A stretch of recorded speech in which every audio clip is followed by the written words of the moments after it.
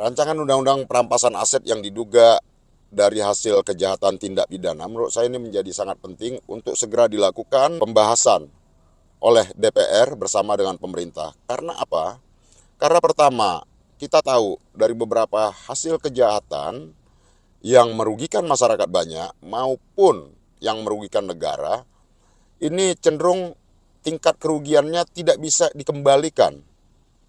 Masyarakat banyak menjadi korban, bahkan negara keuangan negara baik melalui APBN, APBD, ya, itu sulit untuk dikembalikan. Kita baru menyentuh aspek pemidanaannya, belum menyentuh aspek mengejar harta yang disembunyikan yang berasal dari hasil kejahatan atau hasil tindak pidana yang itu memberikan dampak kerugian kepada masyarakat luas maupun terhadap negara.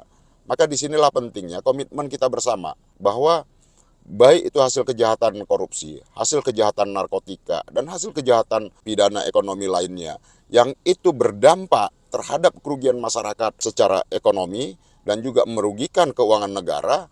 Disinilah pentingnya RUU perampasan aset itu segera dilakukan pembahasan dan kemudian bisa disahkan agar kita bisa mengejar bukan hanya dari aspek pemidanaan tapi juga dari aspek keperdataan agar kerugian-kerugian yang dialami masyarakat maupun kerugian yang dialami oleh negara hasil yang diduga dari hasil kejahatan baik itu korupsi, narkotika, kejahatan ekonomi lainnya bisa aset-aset tersebut bisa dikembalikan ke negara maupun dikembalikan kepada masyarakat.